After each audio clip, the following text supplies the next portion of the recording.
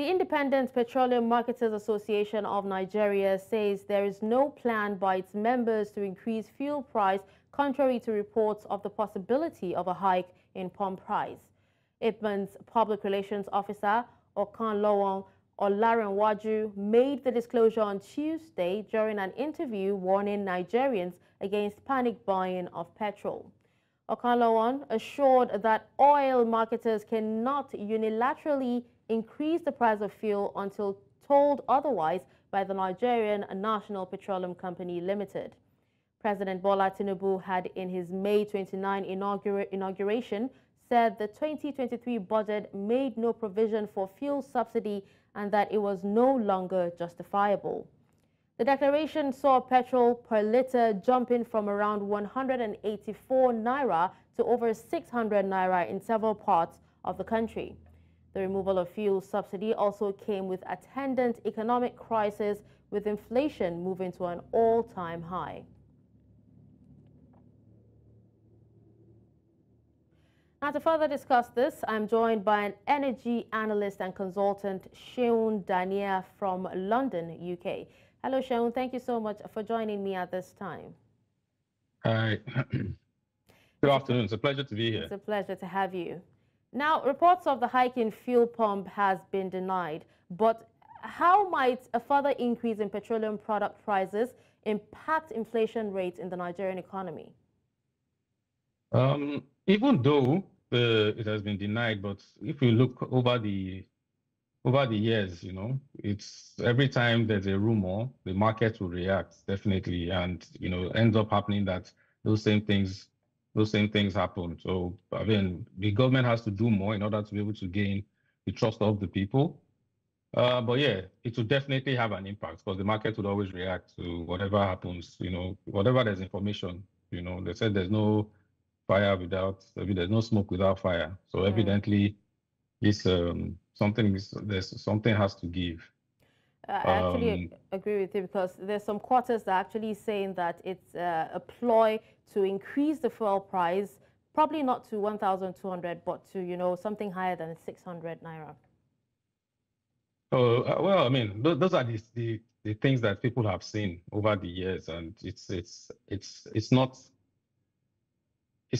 too far off, from what's the actual reality. But yeah, it will definitely affect transportation costs because evidently, so this is usually the flow. There's a rumor comes out, petroleum marketers start to hoard fuel, maybe DPR, or right now the government regulators end up going out there to picket and force the people to sell or not to increase their prices. There's panic within the whole country.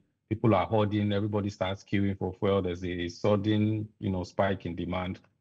Cost of transportation increases, everybody jacks up their prices, then over and over again. So when the government actually comes out to say, well, you know what, we will then we'll have to give that official position. All right, Seun, just to understand some of these concerns that you've raised, what role do you think, or would you say, the cost of petroleum products play in determining the overall cost of living for the populace? Everything, the high cost of petrol means, transportation will be more expensive, and logistics is one of the major parts of every economy.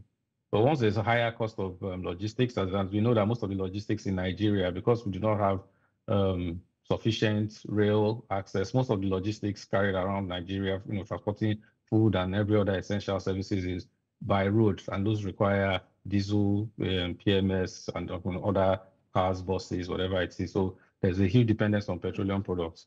So evidently, once cost of logistics increases, which means cost of transportation for people who are also going to work and everything increases, it translates into higher cost of products and cost of services. Of course, production cost of for manufacturers and small businesses, farms, everything, there's a direct correlation. Once the production cost goes up, also the prices will be increased for consumer products. And we also sometimes will see, some kind of effects on the exchange rates. That may be good in the short term, but it ends up being, because higher oil prices, could mean that the naira will get stronger in the short term. potentially lowering import costs. However, the overall inflationary impact is likely to outweigh the temporary benefits that we'll gain from these All right, but things. then, Seun, in what ways do you think another fuel price hike will affect the country's balance of trade and foreign exchange reserves? So essentially, there's a mixed impact on how the trade will be balanced, and so affect our, foreign exchange reserves. So oil exports, because Nigeria is an oil exporter, and although we rely heavily on importing refined petroleum products, global high prices may increase our export earnings in the short term, so that the government has more naira to be able to put out to do things. And cost of importation is also something that we need to consider. The high cost of importing refined products could then now rule outweigh our export gains and impact the balance of trade very negatively. Like I've also mentioned, the exchange rate is something that we need to also consider, but I think it's something that's going to be very, very, very, very short term. All right, Seun, you did talk about how the possible hike would affect the cost of living in Nigeria, the impact on industries, especially manufacturing industries, and also the balance of trade and also foreign exchange. Well, let's take a look at this in terms of fiscal policy. How might the government address the potential negative effects on the economy arising from higher petroleum product prices?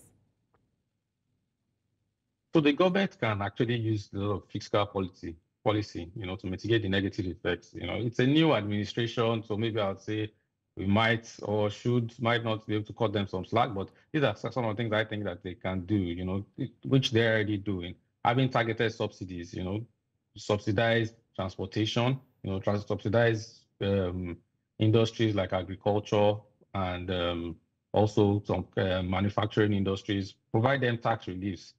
Temporary tax breaks for businesses. But right now, we're a developing nation, to say the least. Although the government needs the revenue, but I believe that there are certain industries that require tax, breaks, particularly, energy-intensive industries, because what it is their costs of operating becomes higher. That's why you see some companies exiting. And we don't want to see any burden on their production, so that it doesn't end up, because at the end of the whole day, everything now is translated to the end user, who is the consumer, who's not even getting increased income. The government also needs to invest heavily in infrastructure, rails, other sources that are going to ensure that the transportation sector is less dependent on, petroleum products. All right, in the long term, that can reduce dependence. Thank you so much for joining me at this time and discussing this. It's a pleasure to have you.